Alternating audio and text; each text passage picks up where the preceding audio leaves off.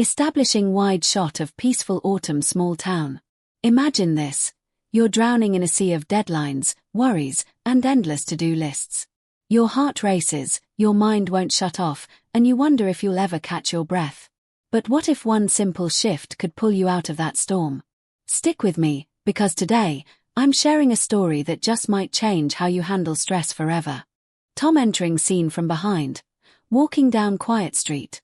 Let me take you back to a small town where life moved at its own quiet pace. There lived a man named Tom. Tom was in his mid-30s, the kind of guy everyone liked, always smiling, always helping out. He worked as a teacher at the local school, shaping young minds with stories and lessons. At home, he had a loving wife, Sarah, and 2 kids who lit up his world. Life seemed good on the surface.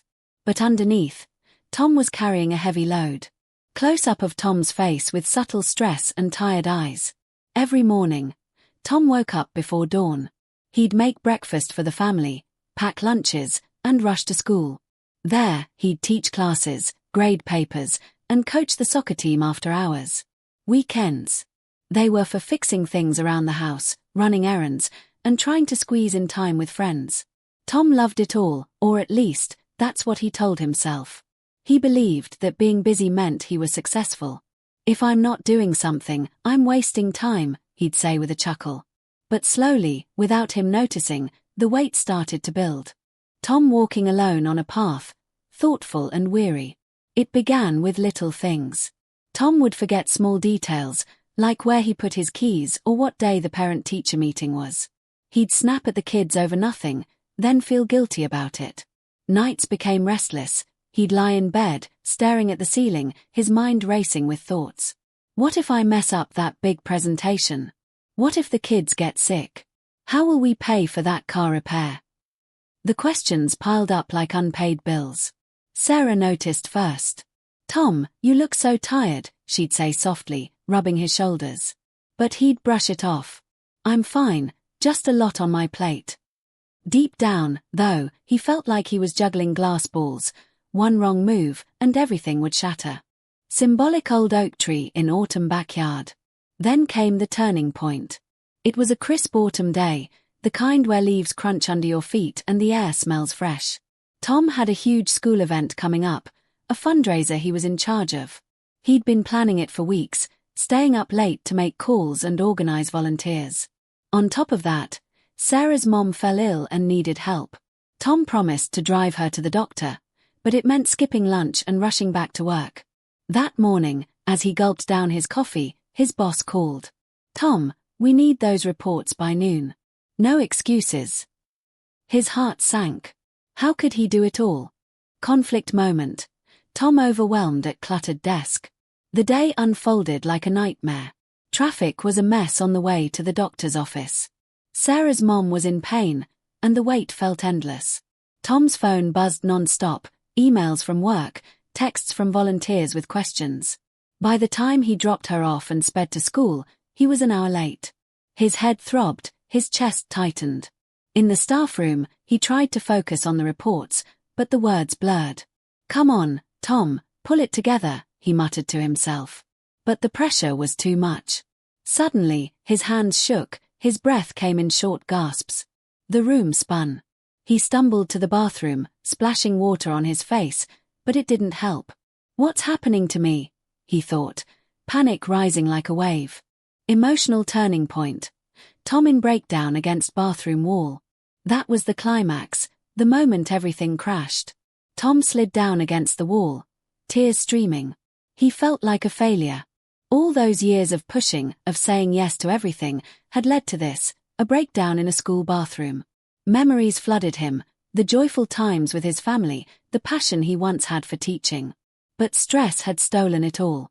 He sat there for what felt like hours, though it was only minutes. A colleague found him, helped him to his feet, and drove him home. Sarah was waiting, her eyes full of worry. "Tom, we need to talk," she said, holding him close. Hopeful shift. Tom sitting by pond at dawn. That night, as the kids slept, Tom opened up. He poured out his fears, his exhaustion, the constant knot in his stomach. Sarah listened, then shared something simple yet profound. "Tom, Remember that old oak tree in the backyard? It bends in the wind but doesn't break. You've been standing rigid, fighting every gust. Maybe it's time to bend a little. She suggested they take a walk the next morning, just the two of them, to clear their heads. Reluctantly, Tom agreed. Tom breathing and finding peace by the pond. The next day, they strolled through the park at dawn. The world was quiet, birds chirping softly. Sarah guided him to sit by a pond.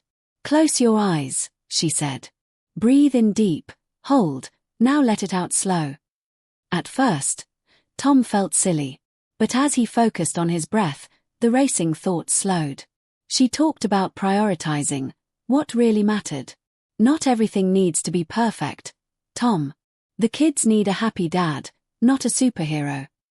They made a plan: delegate tasks at work, say no to extra commitments, carve out time for rest. Tom started small, meditating for 5 minutes a day, going for runs, talking openly about his feelings. Resolution: Tom hugging family in front of cozy house. Weeks turned into months, and change came gradually. Tom still had busy days, but he handled them differently. When stress crept in, he'd pause, breathe, and ask himself, is this worth my peace? The fundraiser. It went off without a hitch, thanks to shared responsibilities. His family grew closer, laughter filling the house again. Tom even started a stress relief group at school, sharing his story to help others. Symbolic bending tree in wind. Looking back, Tom realized stress isn't the enemy, it's a signal. It tells us when we're off balance, when we need to readjust. He learned that overcoming it isn't about eliminating problems, it's about building strength within. Simple tools like deep breathing, setting boundaries, and seeking support can turn the tide. Final hopeful horizon. Tom on hill at sunrise. So, my friend, if you're feeling overwhelmed right now, take a moment. Breathe in, hold, let it out. Ask yourself, what can I let go of today? What truly matters? Remember Tom's story: stress may knock you down, but with a little bend, you can rise stronger. You've got this. Life's too short to carry it all alone. If this touched you, hit that like button, subscribe for more tales that inspire, and share in the comments. What's one way you'll handle stress better? Until next time, keep bending, not breaking. Stay strong.